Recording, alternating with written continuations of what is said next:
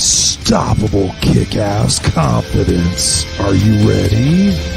Welcome to the Raw and Unscripted show with Christopher Rausch, where we help you overcome your self-created crap without the self-help fluffy bullshit. Now please welcome our host, Christopher Rausch.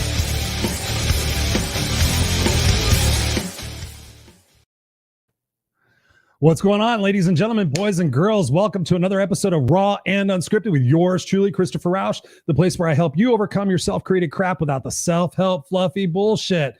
Ladies and gentlemen, we have a great show for you tonight, as always. And first of all, I want to acknowledge whoever might be here already in the comments section. Where are you guys? Come on, the Kickass Nation of Misfits. Where are you? It's Tuesday evening. It's 7 p.m. We're always here. I know you guys are going to be here any second. So anyways, yes, ladies and gentlemen, the Raw and Unscripted show brought to you by the Speaking to the Heart podcast network. If you didn't get a chance to see our premiere on Saturday, myself, Scott Goyette, Shane Schultz, Stacy Cipher, and Ben Hayden, we all did a special premiere on Saturday where we introduced the new look and feel of the Speaking to the Heart podcast network, along with the Speaking to the Heart radio network, which is fantastically exciting. So yes, we're rebranding. We're all here. We're here to be your resource to lift you up. Essentially, that's what it is. We want to be your online resource to help you get out of the funk that you might be in, get you rising, get you achieving your challenges, being unstoppable, overcoming your excuses and everything else that's limited you in your life from preventing you from being the best that you could possibly be, from being truly unstoppable, as I always say, right? No excuses, coach, unstoppable, always having that mission. What's up, Tom? What's up, Larry? Good to see you guys tonight. So yes, how are you guys doing? Be sure to put in the comments here, whether you're live or watching this on the replay. I know a lot of you guys watching on the replay. Put the comments in here. Let me know how you're doing. It's Tuesday. It's the beginning of the week. And of course, yes, we have a lot of things going on at the time of this taping. We're September 15th right now, and we're still dealing with COVID. We're still dealing with the political situation. We're still dealing with everything that's going on in our world, which to me personally is a huge reset button, right? We've seen, the red button that says reset. Well, mine says bullshit. So you hit that and it tells you something really cool, but it's a time for us to hit the reset button on our lives. This is a time for us to regroup and figure out what it is that we truly want to do and truly want to be in our life. That's the way I look at this time. It's been a phenomenal time for me. It hasn't been the greatest time, but thank you, Larry, for sharing that. I really appreciate that. Thank you, Tom. I appreciate that. So yeah, we're just here. We're authentic people, really just trying to bring you the best that you can possibly be through our stories, through our journeys, through our travels.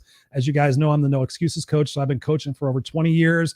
I'm able to help dissect what it is that's the root cause of most people's problems and help them overcome that to have awesome confidence. And that's what we do. And I bring you guys guests. Sometimes I do my shows solo, but we also bring you guests. And I'm super excited to have my guest on tonight, who was actually admittedly on our Friday night live show. If you didn't get a chance to see that, she's a powerhouse. Her name is Monica Kretschmer. Monica, how are you doing this evening? I am great for a Tuesday. Just saying. For a Tuesday. Right. A Tuesday. So you're up in Canada, right? I am. I'm from Calgary, Alberta. So, it's kind of smoky and hazy here. And the weather's turning. Like, I don't know what happened to it, but as soon as the calendar, flipped to September, it became like chilly.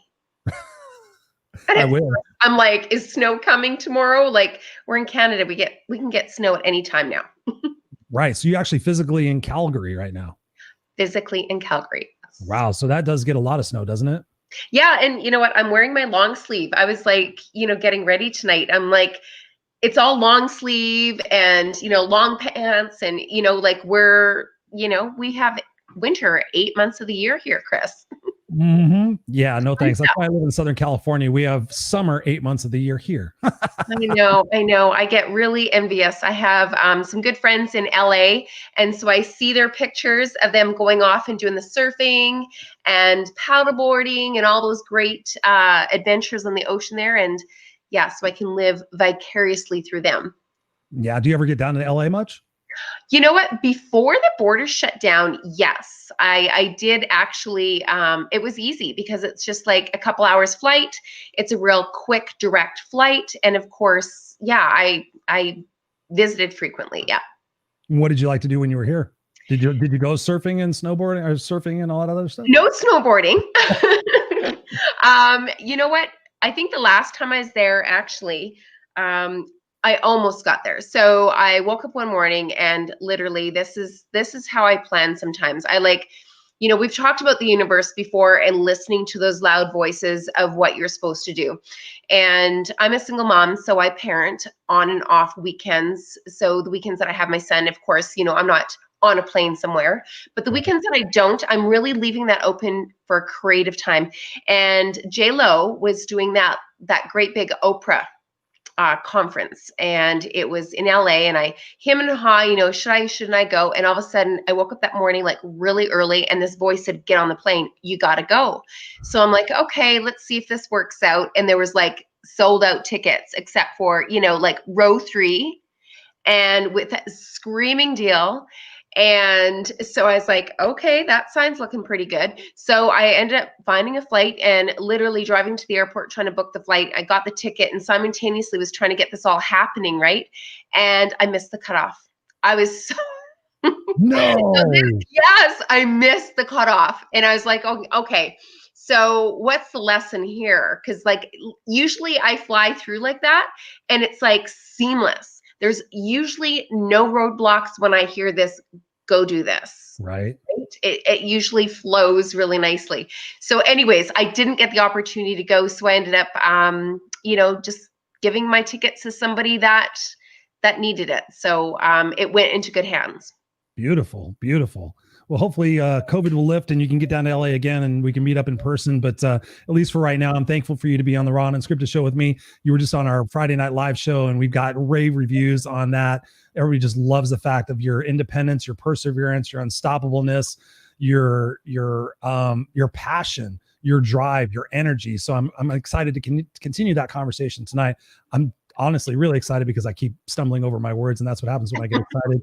But once again, thank you for being here with us and truly appreciate that. And I want to continue the conversation more along the lines of what we were talking about before with perseverance. I mean, at the time of this, like I said in the intro, we're dealing with COVID. We're dealing with a lot of uncertainty. And from your backstory, I'm not going to give your backstory totally away because I'm going to invite people to go back and check out the Friday Night Live show.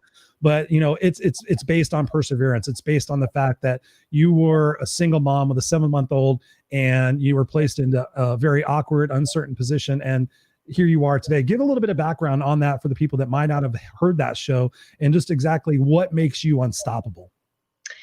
So, we had a great show and, I always look back over the shows. I never really know what's going to come out, especially on these live and unscripted.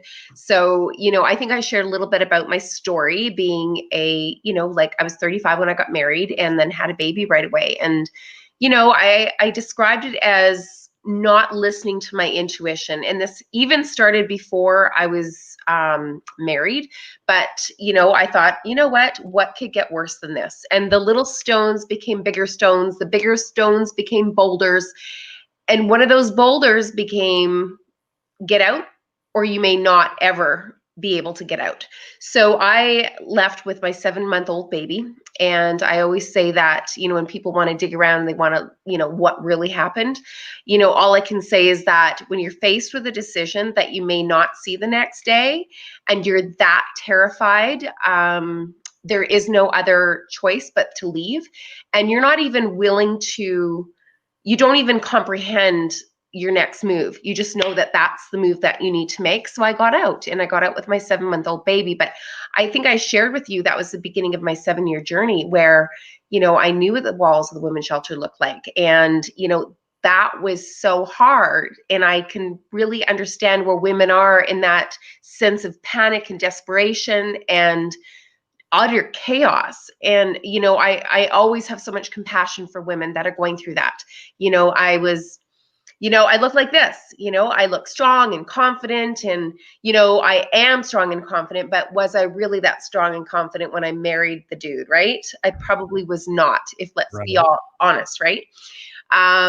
Because how do you get yourself in those situations? You have to accept some of the responsibility on that, saying yes and going through with it. But I think that probably where I learned my biggest lesson and where the depth of my strength came from was getting out through that. And, I always say that I was tested beyond anything that anybody can possibly test a person, because you would never put yourself in those situations ever. But my journey also went through the legal and the justice system. And honestly, if I can tell you what really was the hardest part of my life is going through that 7-year, what I call the 7-year journey, because just visualize you're in a fighting ring and you were like, no, and you're bleeding and you're cut up and you could barely lift your head up off the floor, and then somebody pulls your legs and they rip you through and then they toss you back in again. You know what? That's the kind of behavior that goes on in the justice system. Oh, we're not done with you yet. Here's another lawsuit. Oh, you mean, that journey took me 4,800 hours through the justice system over a 7-year period where, I had one woman that believed in me. And if I didn't have her, I don't know where I would be. 22 days of trial, like crazy stuff. So, more on the back interview, but I learned how incredibly strong and resilient I was. And honestly, I became fearless. Became fearless. I became fearless because what is the worst that can possibly happen to me? Wow. I think I've experienced it. Death would be one, knock on wood, but honestly, we're so superhumanly powerful inside of us. We have all, we can talk ourselves out of dangerous situations, not even knowing art or science. You won't even have to Google it. You'll instinctively know how to talk yourself out of those situations. And I did. And, when you love somebody so much, like my son was really the reason why I kept fighting so hard for me to be good for him. And you really learn, I'm going to say you don't learn, you do really have no choice. It's either you succumb to that Baptized. or you move forward, right? And I decided from the very beginning that I wanted to move forward. I looked way into the future. Like I'm a visionary. So I was always looking way far ahead, and I wasn't concentrating on the pain in the moment. I was just like, get through this. It's constantly have self-talk, lots of little tricks that I learned along the way that I think they're very valuable that can help people through those times. But when COVID hit, I'm like, yeah, bring it on. Like I just, honestly, I thought this is nothing compared to what have been through. Yes, it's uncomfortable, but we're all feeling it together. Exactly. That's one thing I really love what you said, Monica, is about we're all feeling this together. What are some of those tricks that got you through? Because we talk about the words we say to ourselves, the language that we use to ourselves. That's one of the biggest things that I know that helps my clients get over what it is that's holding them back, because they just constantly use language like, oh, I'm not strong enough, or I'm not confident enough, or I don't know what to say, or I've never been good at that, and all these different things. But what are some of the tricks that you could suggest to people that are coping mechanisms or things that can make them stronger when they actually feel like they're weak?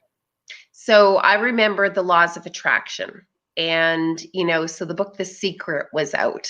And so and for me, that was a book that I gravitated to because I wanted to, with all of the stuff that was uncontrollable, that was happening to me, that was nasty and I had no control over, I wanted to be in control of something to put inside my mind that I could believe in and grasp onto that was going to bring me happiness. And, it's the laws of attraction were one. Another book was, when I'd come out of the shelter, I got a ticket through the women's shelter to go see Marcy Shimoff.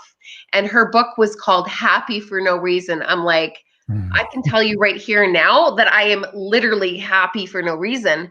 And, to see me, you would have no idea what was going on in my world. But I really dug to a special place where I wouldn't allow myself to go down that hole. I had to keep focused and positive and manifest the outcome, a positive outcome.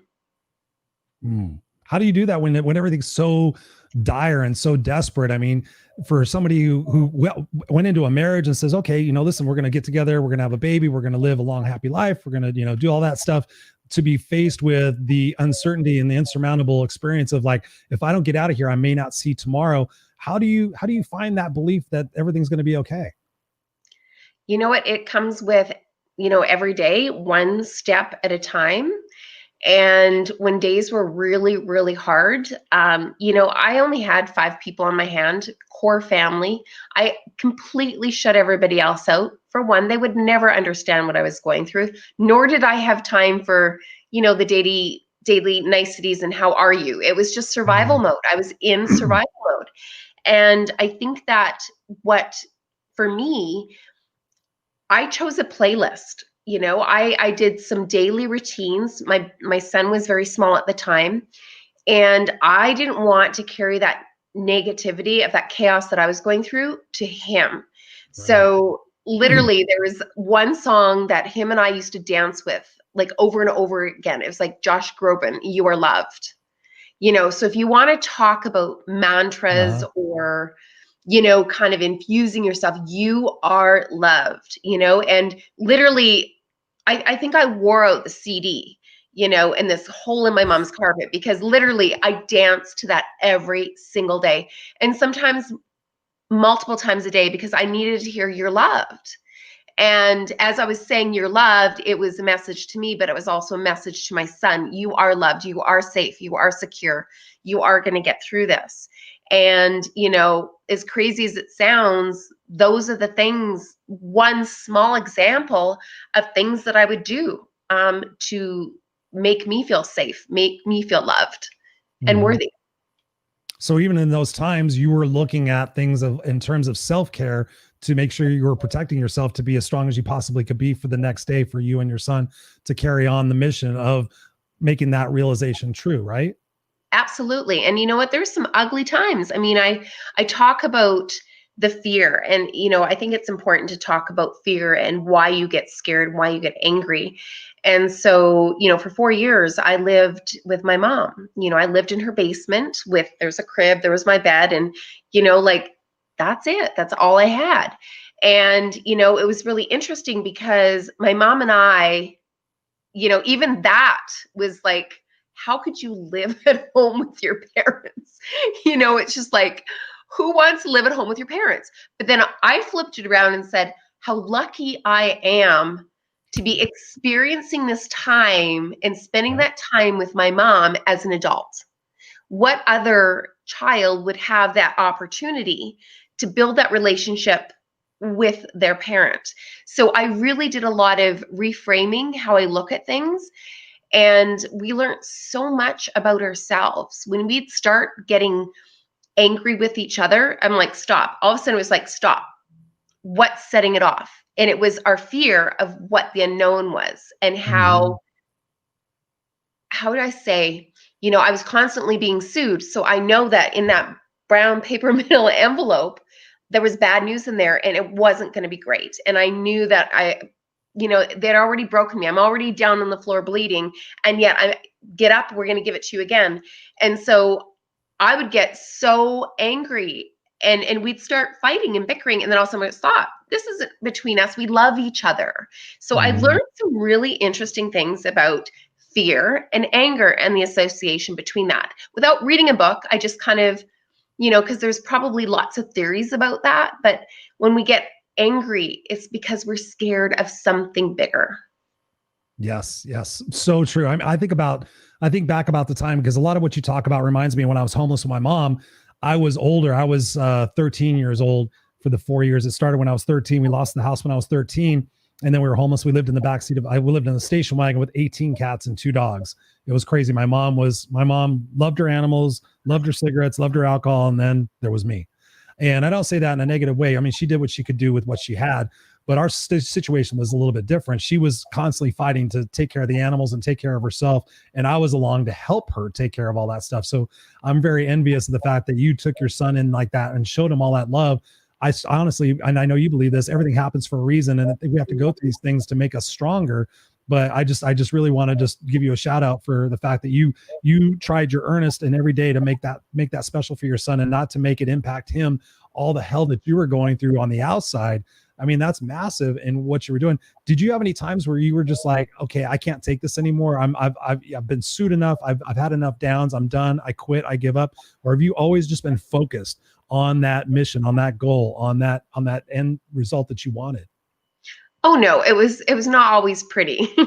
There was lots of times like fear, and where it's just like deep sadness where you cry. I mean, we're human. We hurt, we cry, and the tears became almost a cleanse. as well, so I didn't allow myself to just say, no, I'm not gonna. I embraced every emotion that I had.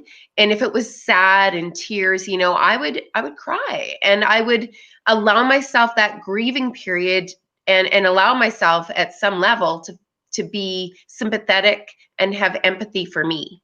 And I think that's really important, because if you don't allow yourself that expression, you can't get past it either, right? You can't speed through a tragic situation. You have to live in it for a while. Even though you don't want to stay there, you have to embrace it. So yeah, there were plenty of times that I was scared and, just, how am I going to get through this? And it was constantly, okay, think, right? How am I going to get through this? Because I like to problem solve. I'm a visionary. And, so, sometimes those times took longer than others, but I'm human, just like everybody else. Well, I'm certainly glad you are. Tom has a question for us. What was your anchor? Vision? I think. Oh gosh. I see my anchor was really the universe, to be honest. And it's really interesting because now my company is the Universal Women's Network. And it only just dawned on me like a little while ago. I'm like, oh my God, why did that name come to be? And, it's just like, I got really clear on listening to that gut feeling inside of me and what I call picking up the breadcrumbs. What are the breadcrumbs? So the breadcrumbs are the whispers. For me, it's just, I got so busy with just, it's like on fast forward for me. So I get messages of what I'm supposed to do next. I completely surrendered to it. I've been completely surrendered to that for several years now, and I call it autopilot. Yeah. But I always listen and I pay attention. I never dismiss the signs, the signals, even the ones that say, get on that plane and go see J-Lo and Oprah. As crazy as that may sound, I'm like, that may be another opportunity for me in another direction. I don't bother questioning too much about it. If it's a message for me, I act on it. That's so beautiful you say that, because that's something I've struggled with most of my life because of my situation of being homeless and getting out of that and creating the life that I have. I've always been a survivor. I've always been, okay, plan A, B, and C. And that's one thing that I had a coach last year, and she's like, fuck, mate. She was from New Zealand. She's a Kiwi. She's a beautiful person, amazing. And she's like, you're in survivor mode all the time. You got to get out of survivor mode. I'm like, I'm not in survivor mode anymore. That was a long time ago. I'm good. I own my house. I have a rental house. Everything's good. My life is great. She's like, no, you still in survivor mode. You don't realize it, but until you get out of survivor mode, you're not going to go to the next level. And for that, she had to get me to trust my intuition and be more soulful and to be less, cerebral and more heart-centered. So I've loved that you said that a few times. How do you, in these uncertain times, obviously we go to our head and we want to evaluate, we want to figure out what plan B and C is. But what's your recommendation to say to somebody who's got, their life is on the line, they're losing their mortgage, they have all sorts of things. And then we come along as people who have, are successful and say, hey, listen, just listen to your gut. Just trust your gut. Stop listening to your brain, trust your gut. Is that the advice that you would give somebody? Oh my God, I just breathe through it. Like the reality is, things are things, right?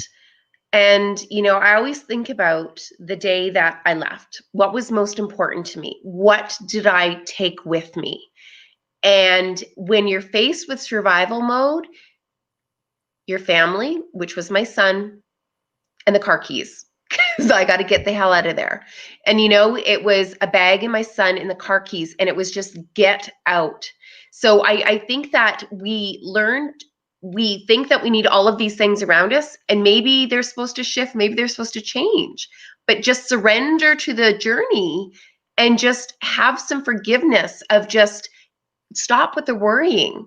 There's a bigger plan out there, right? It's just, and you have everything that you possibly could have. And when you trust that you're safe and you're breathing and you're alive, it just makes everything else seem so material. Mm-hmm. It's so true. When I think about, no, yeah, absolutely. Absolutely. I talk to people all the time who are super successful and they just can't see the forest for the trees. And I'm like, did you wake up and your eyes open and your feet hit the floor? And they're like, yes. And I said, well, you're 1,000,005 ahead of the game. And they're like, what do you mean by that? And I said, well, let me just give you an example. I said, when I'm out there and speaking in front of tons of people, which hasn't happened in a while, I'm speaking in front of tons of people. I'm like, how many of you guys think that money's the answer? How many guys, if you had $1 million in your hand right now, would all your problems be gone? And everybody's raising their hand. They're all excited. They're talking to each other. Oh, if $1 million, I'm like, oh, calm down. Listen. I'm like, so if you had $1 million, everything would be great, right? Everybody's like, yeah. You got to get this $1 million. I'm like, no. I said, but here's the situation. If I give you $1 million, you're going to give me your eyesight. Yes or no? Crowd gets quiet. I'm like, come on, $1 million, your eyesight, you can figure it out. You can get a seeing eye dog. You have $1 million. You just got, all you guys were just raving about how great your life would be if I gave you $1 million, but now you don't want to give up your eyesight. And people are like, no. I'm like, okay. Your eyesight's important. I get that. You've had your eyesight. You want to see beautiful things. That's great. Okay. I had show of hands. How many would $500,000 solve all your problems? And people were like weary, but they're like, like, come on. $500,000. Come on, play with me. I'm like, yeah, $500,000 would, pay off my debts and blah, blah, blah. I'd ask audience questions and stuff like that. And I'm like, okay, well, here it comes. I said, so $500,000, you give me your legs. You don't walk, you're paralyzed from the waist down. You have $500,000. You can get around a wheelchair. You can drive a vehicle. You can play tennis. You can still do all these things. You have $500,000 cash, no taxes. You could take it right this minute. Do you do it? People are like, no. And I said, so when you wake up tomorrow morning and the first word out of your mouth is fuck, I want you to stop. And I want you to realize that your eyes open and that you can see.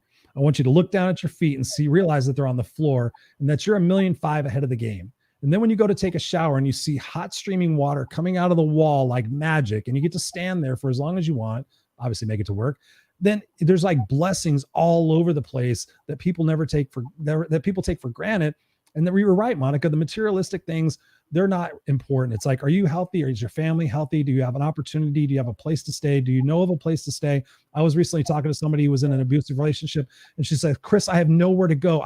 I'm stuck here. I don't have any money. I don't have it. And I said, do you have a car? Yes or no? She goes, I have a car. And I said, you can live in your car. I said, I've lived in my car. I've known college people. I know a lot of people who live in their car. It's not pretty. It's not fun. You can make it. You can survive. You have to get out of that situation. If you get out of that situation, you're going to go meet people that are going to help you and get into the right situation. I said, but you got to believe in yourself. You have to believe that there are other beautiful people out there that want to see you successful.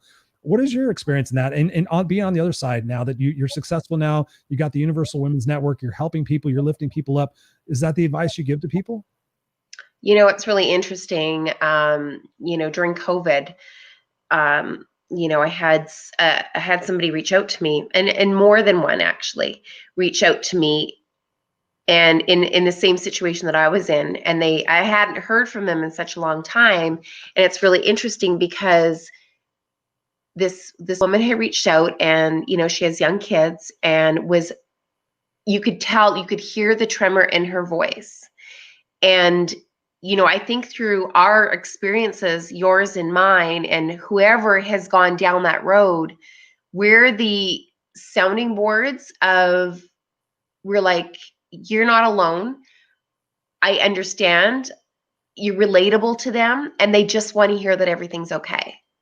Right? And that's what I find most of the time, is that people just want to hear, you're going to get through this. It's going to be okay. And they just want to be reassured. So you can talk somebody off that ledge, you can calm them down really easily because you've lived that experience. And I think it's pretty hard for, somebody who hasn't gone through that experience to the depths of, despair, to be able to help serve someone. And I think that probably, the rewarding thing for me is that my experience, not only did I become stronger, but I become almost really relatable to someone. And I know that it's a gift that I have now to share. Yes. Right. Is helping serve other people and tell them they are going to get through them. And I got through it. Look at me. But let's say the road hasn't been easy either. Right? There is no shortcuts. You do have to keep focused and commit to it and keep that vision of just positivity, and surround yourself with the right people, right? Listen to the signs. There's so many different things that you have to do constantly, but you just have to want to try and do more and do better and be very thankful. Better. Ooh, that's almost as close to one of my favorite words. I want to get your opinion on this because I thought about this when I was preparing for this interview. I had a few questions in my head based on the fact that you are so tenacious. I had a situation a couple of years ago where I was doing something. I can't even remember what it was now. I was taking my bracelets off and my watch off, and I was getting ready to go to bed. And I thought to myself, I'm like, it was something that I didn't do well. I was like, I don't know if it was a speaking engagement. I don't know what it was. And I was like, I did the best I could. And for the first time in my life, normally we say, oh, I did the best I could. And then we move on with it. And I was like, was that my best? Was that really and my best is a lot better than most people. So I try to not like strive for perfection, which was one of my guilty points before. And I'm like, was that my best? I'm like, what is my best? What do you think about that? When people say I did the best I could, do people really understand what their best is? That's a great question. I have to say that I think our life is the journey of, I don't know. I don't know that even, Bill Gates would say, this is my best. I think that we show up to be the best person that we could be, to ourselves and to the people around us. And sometimes we're not so great either, just saying, right?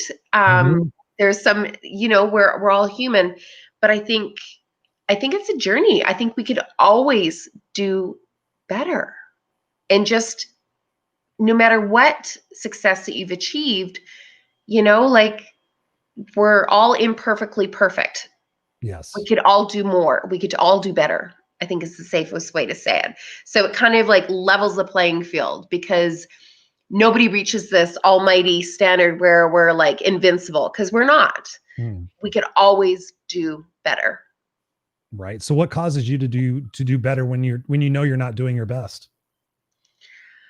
I don't know. It's just my gut. It just doesn't let me surrender to that. It's just,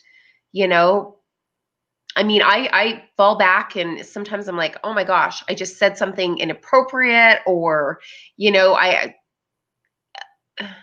not really saying something inappropriate. Maybe that's I perhaps say when I've talked to my son, I've said things that I really shouldn't have said, because you love a person, you don't want to, let's just say parenting is interesting. I could do better. So a lot of times for me, it's like I have this guilt of parent and business, right? I'm going to be very clear about that.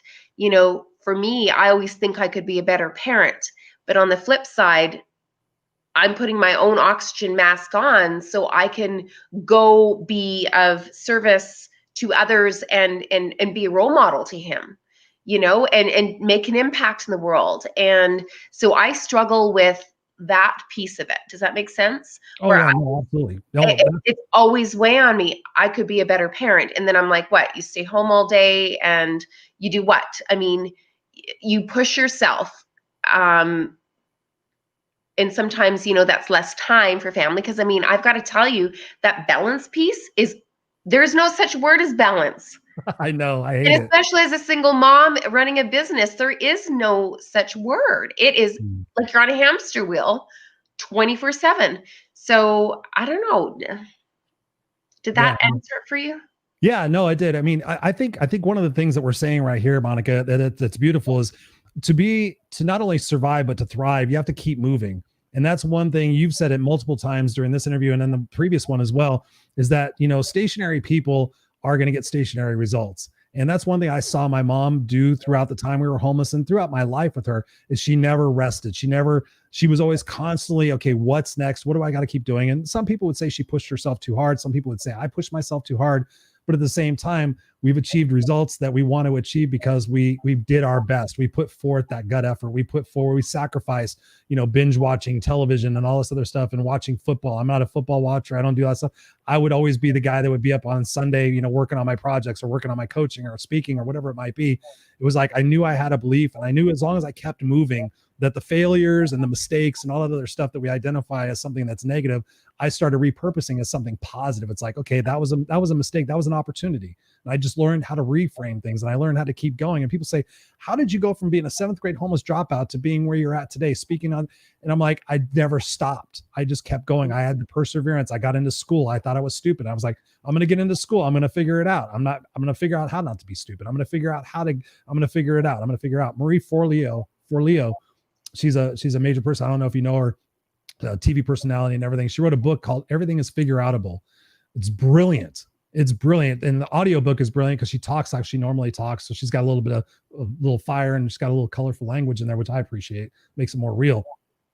But yeah, I mean, our best, I sit there and I look at it, and when I say, I don't want my life to be perfect. And I don't want it to be all about being the best. I want to be able to enjoy the journey, have a little bit of that homeostasis in some respect. But when it's time to put the pedal to the metal, like right now, I gave up drinking, gave up sugar, gave up gluten, exercising every single day. So right now I got the pedal on the gas. I'm mission like focused. And I know I go through those phases where I get a bunch of shit done. And then I kind of ease back a little bit, enjoy life a little bit. Then I'm on the gas again. That's the way I try to balance it. I don't try to balance it every day. Like, oh, today I'm going to work hard for 4 hours. Then I'm going to rest for 4 hours. I sit there and I go gangbusters for a while. And then I'm like, okay, I've accomplished a lot. Now I can sit back and have a beer and kind of just chill out. But I always challenge people to do their best. And they're like, what's my best? I'm like, your best is when you go to sleep crying, you got blood, sweat, and tears.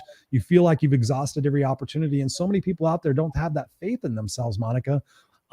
It's just so crazy. But I just want to capture some of these comments in here real quick. And thank you again. Our dear friend, Serena Buffalino is here. Have you heard of Serena? Serena, hi. I love your hearts. Serena meet Monica. Monica meets Serena. Patricia's on here. Patricia introduced me to Serena. Patricia introduced me to you. We love Patricia. Love you, Patricia Geigic. I'm gonna say it right. Say it right. Tom says, I am alive. Good. Wisdom. What does it say? This one says, oh, Teresa. Christopher literally saved me through his videos. Thankful. Thank you, Teresa. I appreciate that shout out. I'm just me being me, but yes, sometimes our things have impacts that are beautiful. So thank you. We're definitely glad that you're still with us. Serena says, use your story to role model to others that anything and everything is possible no matter what. You two, I mean, seriously, Patricia should be the one that introduces you to, but I keep telling Serena, you're going to be acknowledged by Monica's, because Serena is a fucking monster. She is amazing. I don't use that word lightly. She is unstoppable. Her passion, her commitment to Haiti, to the homeless in Hamilton, Ontario. She just rode her bike over 100 miles. Wow. Hadn't even tuned up her bike, rode it 100 miles to raise money for the homeless in Hamilton. I mean, just a powerhouse. We talk each other up because we just love each other and think that everybody's the best. See, even Teresa says I'm the best. Tom says we have limitless potential in all things. Yes. And again, Serena's here commenting. I think you truly know in your heart when you have done all that you can do, you know when to keep going or when it's time to move on. Yes, I believe you know when you have given your all. Absolutely. And Patricia says our spiritual DNA is perfect. Mm-hmm. And that's such a weird thing for me to even think about, because 5 years ago I would have went spiritual stuff. That's the self-help fluffy bullshit that I talk about. I mean, come on. But Patricia again says discipline. How disciplined are you? Are you a disciplined person, Monica? Or are you just focused by virtue, or disciplined by virtue? I was raised some German background, and when I was little, like, I have this really, really amazing work ethic, and it happened when I was a child. Like, my dad and my mom and dad were they were strict with us. We had rules, we had boundaries. And, from a young age, it's like I did my work and then I could play. And, so I still am like that today. I will not shut down the computer. I won't leave my work to go play or whatever. Play. I have to finish my work before I go and do anything else. And I think it's really, that discipline, I think, is really important to have. It gnaws at me. It's just like, I like to have my desk clean. I'm a little bit anal, I'm an A for sure. So yeah, I'm disciplined. Absolutely. Nice. So, I mean, speaking of that, when you said play, I kind of caught the fact that maybe you don't play as much as you should. You know what? Enough? Are you taking time for Monica? Are you loving on Monica? Or are you just out to conquer the world? You know what? I want to say that I'm building my empire. So for me, part of my play is creating. And nothing brings me more joy than being able to have sticky pads, markers, and going to it. Like, honestly, it's just like get it all in my head, move it all around, set out the plan, and then start putting it into action. That for me is fun. And, so my enjoyment comes because I'm doing what I really love to do. I love being creative. I love seeing things that I've built come to fruition, right? So, I try and play more, but I'm not going to, I don't know, like for me, it's just, I got things to do, right? So That's stuff to do. But when I play, I like to keep it definitely in that mode of play, So I'm present. So it's not like, when I allow myself those opportunities, I'm fully immersed in that. So yes. Good. Because I mean, obviously, because I'm the same way as you. People would sit there and say, "Chris, you need a hobby. You need to do something." Like, no, I love creating. Same thing. I love creating. This is what makes me fired up, is the fact to see people smile and see people raise their vibration and change their orientation about their life. That's my drug. It's like I don't do drugs anymore. I don't mean barely. Not right now. I'm not drinking. So that's like my drug. But I also recognize. I went and saw a therapist one time, and she asked me a very poignant question that I'll never forget, because like you, I had rules and everything. I call myself the child slave because I had so many responsibilities before I was even 5 years old. It's kind of insurmountable in some respects. But she asked me, she said, "When did you stop being a kid?" And I was like, because she was trying to get to the heart of me, because she knew I was, motivational speaker, Chris. And she goes, "When did you stop being a kid?" And I'm like, I don't know, 6 or 7, maybe 8, something like that. And I wasn't sure if that was a good answer or not. I'm like, we should never stop being a kid, really. But I was like, yeah, I was probably around there. I said, I still did kid things. I said, but I had so many more responsibilities after my sister left and after my mom's husband ditched us and everything. I said, there was no time to play. It was all work. And then all led up to becoming homeless. So I do recognize that, we do have to take those times for ourselves. But at the same time, if you want something bad enough, you have to invest and make that sacrifice. Because what I see people doing now, and correct me if I'm wrong, is people will take more time to plan a tailgate party than they'll take to plan their life. They'll take more time to plan a vacation than they'll take to plan the next 3 years of their life. And then they wonder why they're stuck. They wonder why they're miserable. They wonder why they're playing the someday game.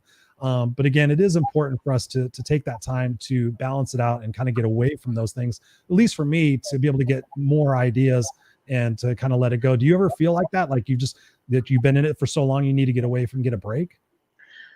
I did reach that point the beginning of August. I had really pushed myself through COVID, and, like I worked every day, literally every day. And, my light days were 12 hours. It was just because I felt really on fire, and I was like, okay, so this is a great big problem. Let's fix it. Let's figure out how to fix it. And what am I going to do to pivot and to do all these things? So I went and I just threw myself into being of service and building human capital and pivoting and working through this beautiful mess, I call it. I was just like, this is a beautiful mess. And how are we going to get through it? And I just really embraced it. But I was exhausted by the time August came. And literally, I have never been so happy to go on a road trip. I planned it out, and my son was with his father for 3 weeks, and then he came back to me. And, I was so excited to have this time, uninterrupted time, where we could go on a vacation. And I remember leaving on that Saturday going, this could not have happened at a more perfect time, because I was done, and I didn't realize how done I was and how much I needed a break. And I just melted. And when you go drive down the road and you leave the city and you roll down the windows and everything, it was like magical. It was just like, oh my God, this lightness. And I immediately, it's almost like I was feeling full of life again, but I didn't realize how depleted my energy really was. So yeah, I pushed the boundaries on that one for sure. I did, but it's back. It's good.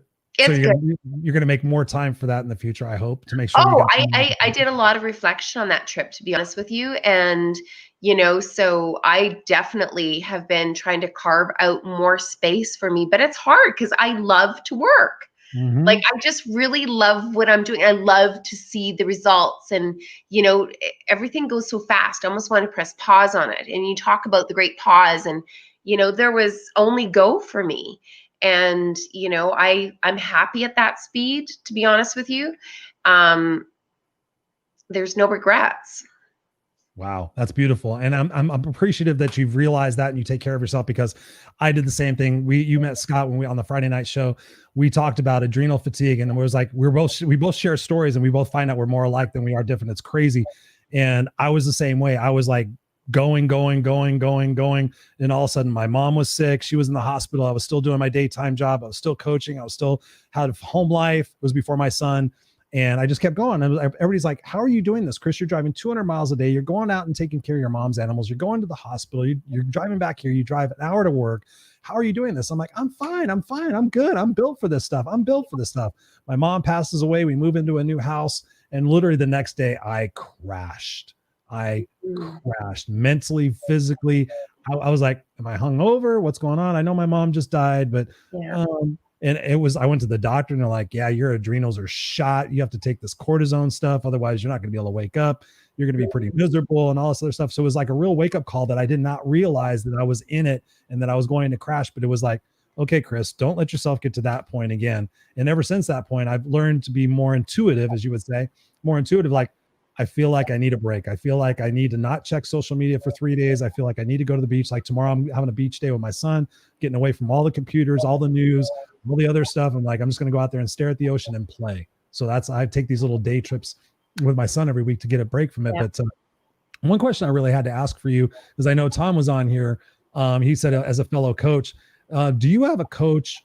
And if yes or no, and then also, what is your creative plan? How do you take something from your brain and create a goal out of it and then see it to fruition? Okay, so the first question is about coaches. I Yeah. have a shitload of coaches and mentors and advisors. Like, I really do. I feel so incredibly blessed with the amount of support that I have, and everybody in my world that is a coach or a mentor or an advisor, everybody has their I have a relationship with them. And yes, so important, right? And I think that everybody needs to have that support system.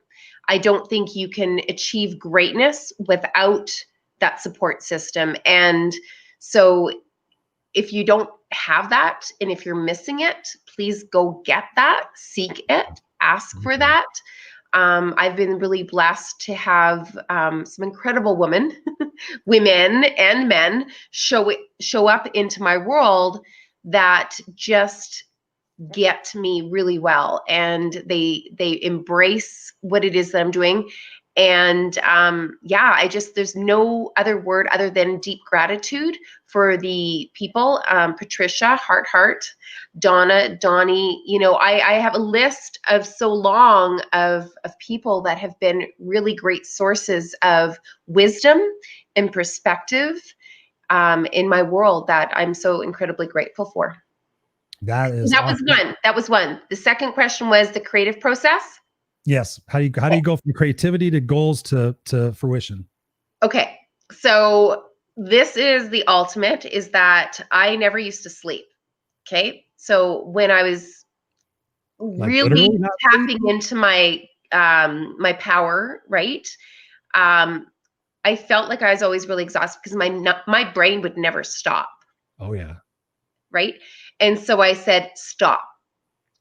Just tell me the answer to what it is that I need to know when I wake up tomorrow, and let me sleep. Like, literally, I would say, okay, ask myself a question. I know what I need the answer to. And instead of spending the whole night trying to figure it out, I would just say, I know this answer will be there in the morning. And I trust that the universe is going to deliver that answer to me, right? And then I have a great sleep. So when I wake up in the morning, I have an answer to what I'm asking the night before. Do you ask it out loud or do you ask it in your mind? I ask it in my mind. Okay. Yeah. I ask it in my mind. I'm like, and I literally close the door. Good night. It's just like I switch it off and I'm like, I need all my strength so I can carry out the task that I need to carry out. And then, so that's the start of my creative process, right? Sometimes I'll get a tap and a whisper where I get something in the middle of the night and I write it down or I act on it and I'll pick up the, phone and do whatever I need to do with that, Google something, whatever crazy it is. But I've tried to train myself to just wake up, act on it, and then write it down. And if I have a busy, day following, I'll follow up with it. But most of the time I'm really excited about it. I'll dig into it right away, first thing in the morning. But I always go to the board where I write down the ideas on sticky notes and then I place them. And that part of the creative process for me is getting everything out of here and putting it on the board. Good. And I don't need to know the place that it goes right away, but I like to organize things. So I like to put it in some kind of order, right? But then I'll go back to it. And what's really interesting, Chris, is I have to say the whole business from 2014, I literally had wall-to-wall sticky notes of my vision for the company. And so my creative process was a living document of sticky notes. I mean, I had the formal business plan. People like that, yeah. Right. But it was living. And then one day I looked at the wall and I'm like, accomplished, accomplished, accomplished, accomplished. And literally I had all the sticky notes down that I'd built it. So my wall is now full again. I have more stuff that I want to do, right? But it's the evolution. So I think my creative part is being able to just tap in, and it doesn't need to make any sense, but just get it out of your head. Write it down. I love sticky notes. I call them sticky parties. And I do it. I love doing it, right in the fall before January 1st. If I wait till January 1st, it stresses me out because the plans should already be in place by January 1st. Like, okay, so, and as a coach, this, you're like, plan, create, execute, and take action on it, right? Most people forget to allow themselves that process or taking action on it because you won't see the results unless you take action. And if something's not working, change it immediately. And then start the whole process over again. Preach. Do you think, and I know the answer to this question because I've talked to a lot of people, would you be as successful as you are if you did not get it out of your head onto paper? Oh, I thought you were going to ask me, do you think that you'd be as successful as you are if you did not go through your challenges?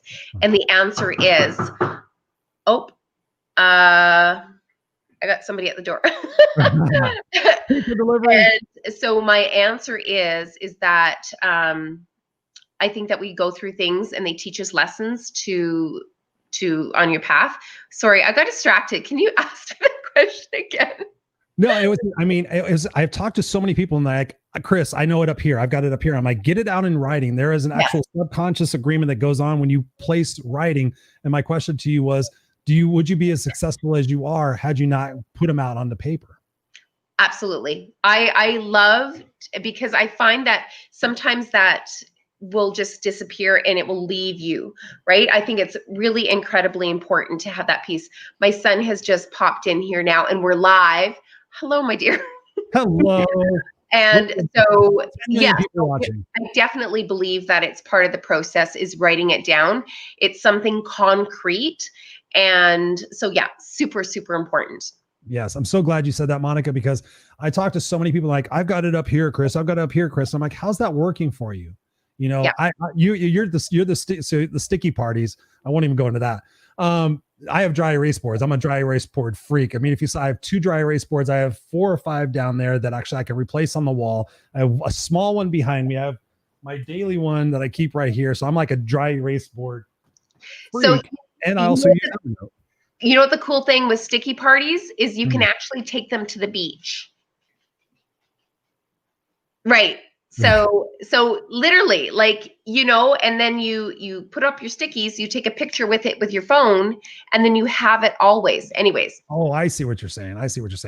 Yeah. But then you get, I mean, I do that too. I actually take a picture of my dry erase board with some program that turns a dry erase board into something you can actually see really nice. But no, I'm super glad that you said that. I want to go back and I think Tom had a question. Let me go back. Serena had said, you're way too kind, but you are the mirror of me. She said that about me, I think. Even Scott says Serena is a robot superhero. What's up, Scott? Thank you for being here, buddy. Robert Brooker. Hi, Christopher and Monica, and greetings and salutations. Thank you for being here, Robert. I appreciate it. Robert goes on to chime, in a similar way, I love connecting the dots between people. This actually is a bonus to building relationships and supplying needed fuel for living. Yes, we need those people in our lives. Thank you, Robert, for being here and for sharing that. No, it's so true. And Tom says, when one finds their why, purpose in life is to serve others. It's magic.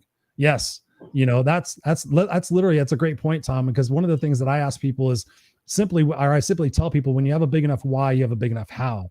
Is that something you would agree with? Absolutely. And I think people really pressure themselves into finding their purpose when, I think I shared this with you in the last interview, that, if you look back to all the sequences of events that you've done, or all the things that you've done, and they kind of seem all jumbled and they don't really make any sense, they're always going to lead you to what your bigger purpose is. And all the challenges that you've been through, they're all building yourself for that next, right? So I just, it's so hard, because I think I feel very blessed to have gone through my adversity, because I don't think I'd be in the same place if I didn't. I would have never known what that feeling was of wanting to do something so much bigger that will make an impact. I just, and everybody that I've talked to, you tell me if I'm right or not, but I think the beauty, the adversity is such a gift. So when people are listening and your listeners are going through shit and they don't think they can get through it, go, thank you. Thank you for testing me to see my greatness. Amen. That's Amen. how you find your purpose. So true. Turn your trash into treasure. I tell people the story that when I was laying on the back seat of that station wagon in that cold vinyl, my one goal was to have a house that nobody could ever take away from me. I was like, I've been kicked out of this place. I've been kicked out of this place. We lived in Inglewood for a while. We got kicked out of that place. And my whole goal was that. And then once I got out of that, it was like my whole goal was to go back and teach kids how, if they were ever in a situation that was not in the best circumstances for them, that to use that as fuel. Like in the beginning of the broadcast, you said, I was in a serious situation, which I equate to painful. I think that pain is one of the greatest motivators. And I think that some people will sit there and ignore pain and hope and wish and pray that it goes away, or someday that it'll go away. You were in that situation. I think you thought maybe someday it'll go away, but you got to that point where the pain got so great that leverage caused you to change. And that leverage caused you to, they say the harder you bounce, the harder you fall, the higher you bounce. I mean, now look at you. That some people, we have to recognize that those things are there for us and happening for us. So many people have that victim mindset. Like I said in my walk and talk this morning, I was talking about victim versus victor. I'm like, you cannot continue to be a victim for something that's happened so many years ago. Now you're just making it a choice to live in that self-pity and not take anything and make something better for your life. Where you're an excellent example. I'm an excellent example. So many of us out there, and there's nothing different between us. The people sit there and tell me like, Chris, you're an anomaly. You're different. I'm like, no, I just don't give up. That's why I came up with the thing unstoppable. Like, I am unstoppable. My coach told me, she goes, you are freaking unstoppable. I had back surgery in January 2019, and I was walking I was walking a mile 3 days later. My doctor's like, how are you doing that? Because I could put one foot in front of the other. I put one foot in front of the other. I keep just doing that, and I don't give up, and I keep going. And I know that the pain is going to go away because it's making me stronger. And so many people just avoid that. They go into Netflix, they go into short-term gratifications, and it just blows my mind. So thank you for sharing all that, because it's massively inspiring. It's massively powerful. And I know I want to respect your time. Who are some people right now that you look at in the public eye, or I guess the public eye? Who are some of the people that you admire, that you respect, that you feel sets the example for young people and old people alike to latch onto and to listen to their message to get them through these tough times? Who are some people that inspire you, aside from Patricia, of course, and myself? I know. Okay. That is $1 million question, because I have got to say that I am truly blessed by being, so the Universal Women's Network, we have this wonderful community and network with women across Canada and the world, really. And I have got to say that every single woman that I've met has something very unique. There's some certain beautiful strength in her that inspires me. And I have to say that, I've read all of the stories, and I've probably read over 700 stories, from the onset of building Woman of Inspiration. And, I just, some stories are so heartbreaking, but then you see what they've accomplished. And I'm so inspired by a little piece of every woman out there building her dream. And I know that might seem like kind of weird. There's not just one person. I see so many great people around me that it's like you're splitting hairs to say, oh no, they're great. Oh no, they're great. No, they're great. There's just so many phenomenal people that have just taken such extraordinary journeys that I am inspired by constantly every day. That's why I love doing what I'm doing. I know. I get that same exact feeling when I'm coaching somebody or doing something. It's just like, that's my drug. And that's, it's so important because you said it earlier, it's the people we're around. If we're around people that raise our vibration, that raise us to be better than we think we are, that have faith and belief in us, that, oh, by the way, here you go, Patricia, there's our believe again. You have to believe, you have to have faith. And if you surround yourself with people who sit there and say, oh, it's stupid to start a women's network. Hey, Chris, it's stupid to do this. Hey, Scott, it's stupid to do that. Oh yeah, you're right. Okay. I'll just kind of live here so you feel okay about what it is that I'm doing. No, that's crazy. When you get yourself around people who are fired up, like, yeah, dude, go tackle the world, go make the changes, go live vicariously, go backpack through Europe, go do whatever you got to do. Those are the people that you want in your corner. So I always tell people, I think of Stephen Covey and the fact that, the 5 people you're around the most, if you're the smartest person in the room, then you need to get a different room. And so I think you speak to that based on your journey and your travels. One other question I want to ask you that I'm curious about, and it's one of your programs. Can you talk about how men can support women and what that program is all about? Because I firmly, obviously believe in strong women. My mom was a strong woman. I've had a lot of strong women in my wife. My wife is strong, amazing strong women. Serena's strong. Everybody's strong. What is that program about? Because I'm very curious about it, and I definitely want to support it. And I want my viewers to support it as well. So I think in the last show, I shared a little bit about, at the height of the Me Too movement, as a mom to a young boy. I mean, he was 12 at the time. And I really wanted, I looked around where my world was all women. And then I looked at him and I thought, where's the support for men? Where does he get his role models from? And so I really wanted to create a movement, and then a system or a process or an opportunity for men to be equipped with the tools that are going to support women. Because I look at the big picture, which is let's move the needle. And, all I could see is women together and the men over here. And I'm like, how is that going to happen if the men don't understand what the women need? The tools have to be supplied. And, we look at the top 5% of, why is there only the top 5% of women in those roles? And we have to look, okay, they got there. How did they get there? They got there because they had some mentors and advisors and sponsors that have helped them on their way. So we can get to that place a whole lot faster if we provide the men with the opportunities in order to show and mentor us through that, provide us the opportunities. And I think that men instinctively, fathers like yourself, you don't wear a different hat when you drive into the car and you go down to the beach for the day, or then when you go into the office. It's still the same Chris. And I think that a lot of organizations, they need to change the culture within the organization. And it has a lot to do with the culture, where you make it inviting for people, where they feel okay and comfortable about supporting women.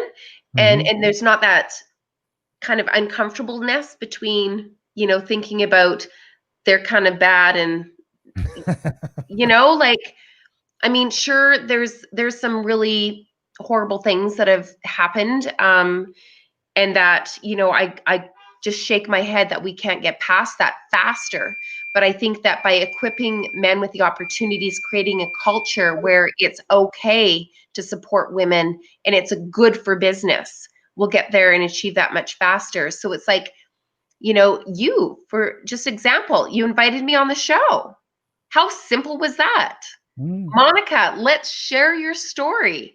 Let's that is being a support her.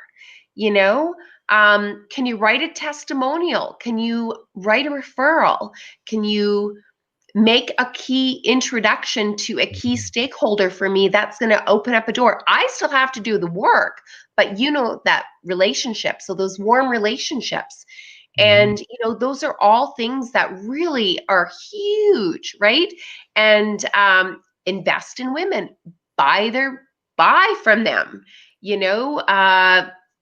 mentor them, coach them, sponsor them. There's so many different ways that you can help support women, and champion for them, and then teach the young boys how women should be treated. Yes. Well, if you ever have a program that does that, where you need men to teach young men about women, I'm on board. Whatever I can do to support your mission, Monica. Awesome. I absolutely just adore you. I think you remind me a lot of my mom and my situation, and just the power and the perseverance that we both have, that Serena has, that Scott has, that all the people here have. That unification, and then we take these messages that we hear and we learn and we go spread those out. We share these broadcasts.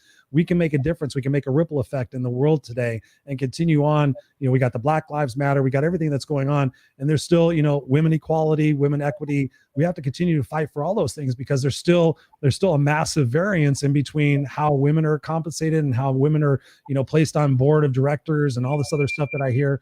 So whatever I can do and use my voice and my platform to either interview other powerful women or be a voice for young men, whatever I can do, I want to support that, and always keep me updated on whatever websites are going on. We'll stay in touch, of course, but I just definitely want to recognize and acknowledge you. And I want to tell everybody here, go to the universalwomensnetwork.com, go check it out, the resources, connect with Monica.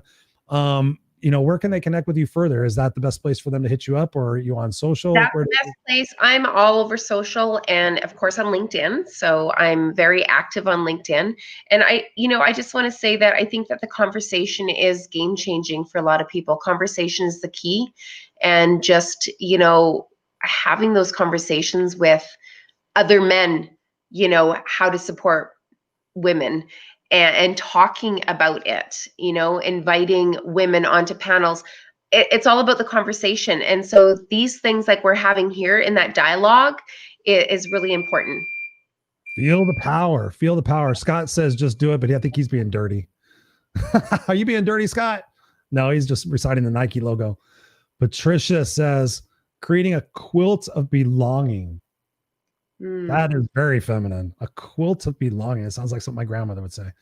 Yes, create a quilt. No, I love it. Monica. I've always been a girl's guy. I've never been a guy's guy. I was never a hunter, never did any of that stuff. Never shot guns until, 10 years ago, maybe. So most of my coaching clients have always been women. I've always resonated with women a lot more. Sorry, Eric. No, I'm just kidding. Eric's on here. Thomas Neese. Thomas is in the house. Feel the power. Thomas is another amazing individual making waves in the world beautifully. Thank you, Thomas, for being here. Scott says, keep rocking. This energy is spreading. Absolutely. Thank you. He says it's been felt. Yes. And Scott says, no, he's not being dirty.